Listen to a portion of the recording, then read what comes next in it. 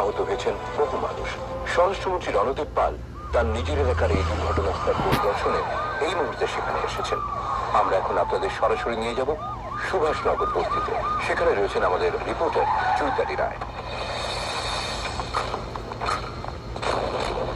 Sir, সবকিছু note করে নাও।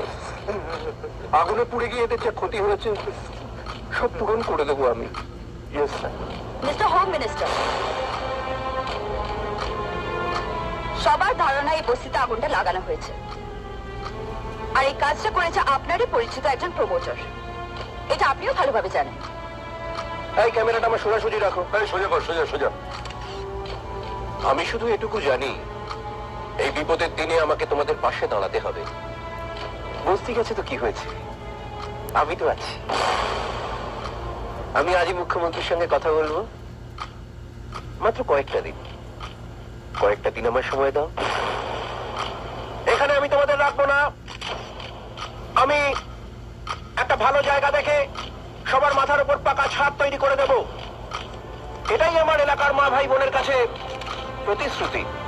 প্রতিশ্রুতি না ঢপের শ্রুতি। কে বললো? কে বললো না কথাটা? ফাটাকেষ্ট, গুন্ডা ফাটাকেষ্ট।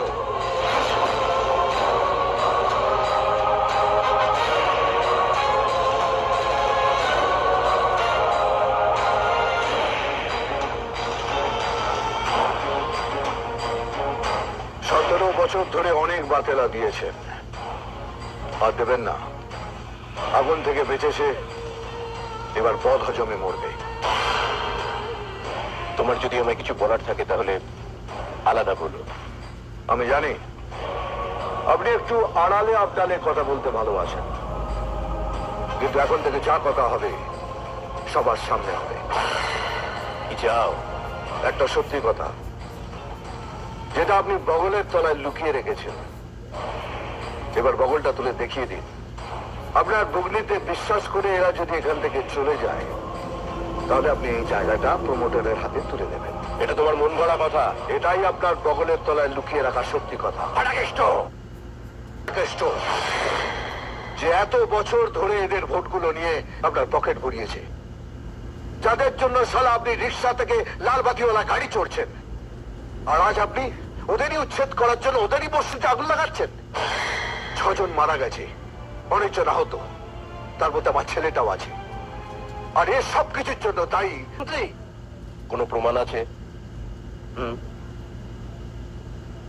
কি আছে কোনো প্রমাণ? আমি আমার লোক দিয়ে এদের এখানে আগুন ধরিয়েছি।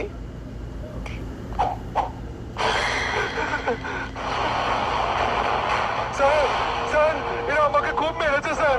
আমি এদের সব বলে দিয়েছি স্যার। এই রে, এবার নিজের কাঁথায় আগুন লেগেছে। এই ক্যামেরা বন্ধ করো। আমি ক্যামেরা বন্ধ করা যাবে না, লাইভ টেলিকাস্ট চলছে। লোকটার দম আছে। ঠিক বলেছিস, এবারে মিনিস্টারের দম বের করবে। আর একটু রগড়াও গুরু। আপনাদের মতো লোকেরা মন্ত্রীর চেয়ারে বসে আছে বলেই আজ এখানে ওখানে আগুন জ্বলছে। পাল্লা দরে বিক্রি করে দিচ্ছেন দেশটাকে আপনারা। আমার জায়গায় থাকলে বুঝতে পারতে মন্ত্রিসভার কত জ্বালা, আর আমাদের জায়গায় আপনি থাকলে বুঝতে পারতেন যে মন্ত্রীদের জন্য আমাদের কত জ্বালা। কিসের জ্বালা পোয়াচ্ছ তুমি? বেশ তো আছো, তোমাকে চিনি না আমি? আপনি আমাকে যতটা চেনেন, আপনাকেও আমি ততটাই চিনি রণদা। ওই মন্ত্রীর চেয়ারে বসে গরিবের রক্ত জল করা পয়সায় বিদেশ ঘোরা, আর কখনো কখনো ঠান্ডা ঘর থেকে মুখ বার করে বলা, তোমরা সবাই ভালো আছো তো?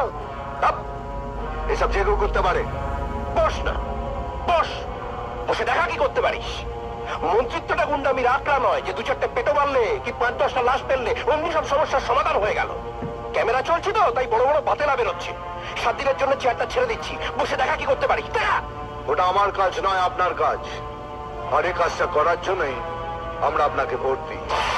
ব্যাস, তার পাংচার। টিভিতে লাইভ টেলিকাস্ট চলছে, সকলে তোমার বুক নিয়ে শুনছে। বলো, গুন্ডামি করে খাচ্ছ খাও, কিন্তু মনে রেখো, মন্ত্রিত্বটা যে কারো কাজ নয়। 7 জন্ম মন্ত্রীর চেয়ারে বসিয়ে রাখলেও তুমি 7টা সমস্যারও সমাধান করতে পারবে না। চল দাঁড়ান।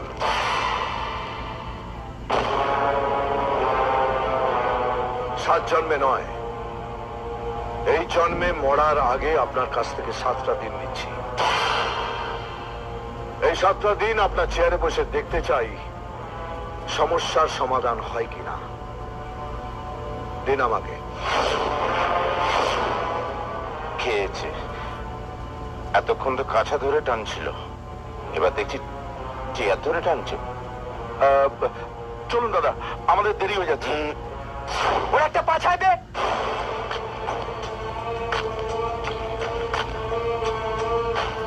খবরে আসতে চাইছো? ফাটাকেষ্ট খবর দেখে না, খবর শোনে না, খবর তৈরি করে। হিম্মত থাকে তো 7টা দিন আমাকে আপনার চেয়ারে বসান। তোমার মতো একটা গুন্ডা হবে স্বরাষ্ট্রমন্ত্রী? আমার মতো গুন্ডার কাঁধে ভর করে আপনার মতো লোক যদি মন্ত্রী হতে পারে, তাহলে আমার মতো গুন্ডা মন্ত্রীর চেয়ারে বসলে চেয়ারটা অশুদ্ধ হবে না। আমি দুটোকেই উচিত শিক্ষা দিতে চাই, আপনাকে আমাকে দেব। চল রতন।